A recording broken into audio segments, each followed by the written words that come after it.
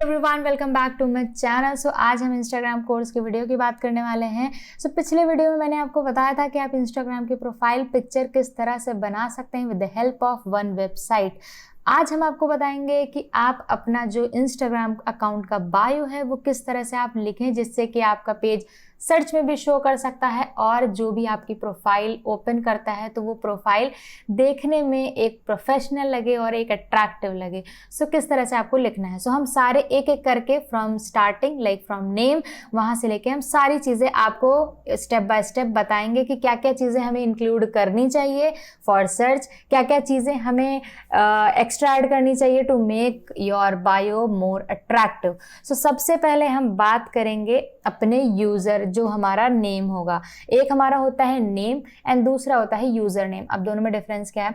User name जो होता है जैसे कि आप टैग करते हैं तो आपका वो यूज़र नेम वहाँ पे आता है, या फिर आप अगर आपकी कोई लिंक होगी लाइक instagram.com/ जो भी आपका यूज़र नेम होगा वो आएगा।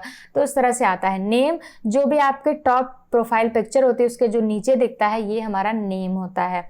अब हम बात करते हैं नेम की, हमें क्या इंक्लूड करना चाहिए। नेम में आप क्या कर सकते हैं, 30 कैरेक्टर्स यूज़ कर सकते हैं नेम लिखने में। हमें हमेशा जो हमारा नेम होता है उसमें हमें कीवर्ड्स ऐड करने चाहिए एज पर आवर नीश। जो भी आपके इंस्टाग्राम पेज की नीश है उसके हिसाब से आपको वहाँ पे कीवर्ड यूज़ करना है जो कि आपके इंस्टाग्राम पेज के रैंक होने में हेल्प करेगा। लाइक जैसे मैंने HTML लिखा हुआ है तो कोई अगर HTML सर्च करता है तो माइट भी मेरा पेज सर्च में दिखा सकता है।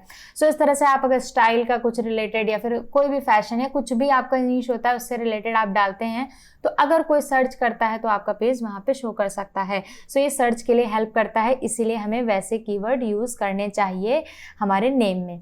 ये हो गई हमारी नेम की बात। अब आती है हमारी बायो सेक्शन की बात। बायो सेक्शन में हमें टोटल 150 कैरेक्टर्स मिलते हैं जिसमें कि हम 150 कैरेक्टर्स का यूज़ करके हम अपने बायो को अट्रैक्टिव बना सकते हैं, उसमें हम लिख सकते हैं। अब हमें उसमें इंक्लूड क्या क्या करना चाहिए बायो में। मेन हमारा जो भी हम बायो लिखेंगे हमें इमोजीज ऐड करनी चाहिए जो कि थोड़ा सा अट्रैक्टिव और इंटरैक्टिव भी बनाता है। जो भी देखता है तो लाइक जैसे आपने कोई वर्ड लिखा अगर उससे रिलेटेड आप इमोजी लगाते हैं तो वो काफ़ी ज़्यादा रिलेटेबल लगता है। सेकेंड चीज़ आती है हैशटैग। आप हैशटैग यूज़ कर सकते हैं जैसा भी आपका पेज है, जैसा भी आपका कंटेंट है। जैसे कि मैंने ऐड कर रखा है हैशटैग डिज़ाइन विद रेहाना, तो आप भी कोई भी अपना टैग या फिर कोई ऐसे रिलेवेंट टैग्स यहाँ पे यूज़ कर सकते हैं। फिर आती है हमारी बात कॉल टू एक्शन की।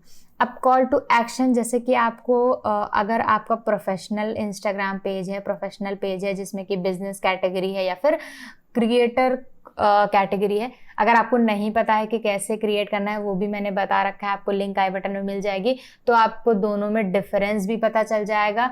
और अगर आपको ये देखना है कि आप अपने पर्सनल अकाउंट से प्रोफेशनल अकाउंट कैसे चेंज करें वो भी लिंक आई बटन में मिल जाएगा, आप वो भी चेकआउट कर सकते हैं। अब बात आती है कॉल टू एक्शन की। तो आपकी अगर कोई वेबसाइट है तो आप उसका लिंक यहाँ पे दे सकते हैं, या फिर आपका कोई यूट्यूब चैनल है तो आप उसका लिंक दे सकते हैं। कोई भी चीज़ आपके अगर एक्स्ट्रा है तो आप यहाँ पे अपनी call to action link button दे सकते हैं जहाँ पे भी आप उसको नेविगेट कराना चाहते हैं। जब भी हम अपना कोई भी बायो लिखते हैं, जैसे कि अब मैंने बायो लिख रखा है, अब हम एडिट करेंगे तो आपको पता चलेगा। हमेशा हमें लाइन ब्रेक्स और स्पेस का यूज़ करना चाहिए जिससे कि वो क्लियरली समझ में आए कि एक लाइन के बाद एक। अगर हम एक साथ लिख देंगे तो वो इतना समझ में नहीं आएगा जो भी आपका बायो देखता है। बायो अब यहाँ पे हम क्लिक करेंगे तो ये देख सकते हैं मैंने 4 लाइन में इस तरह से लिखा हुआ है यहाँ पे ब्रेक लगा के। तो आपको इस तरह से ब्रेक लगा के लिखना है जो कि ज़्यादा रीडेबल हो और बहुत ही क्लियर हो, जो एक बार देखने में समझ में आ जाए। पैराग्राफ में नहीं लिखना है आपको। फिर बात आती है आप अपने इसमें जो भी आप बायो में लिखेंगे उसमें आप अपनी हॉबीज़, इंटरेस्ट इंक्लूड कर सकते हैं।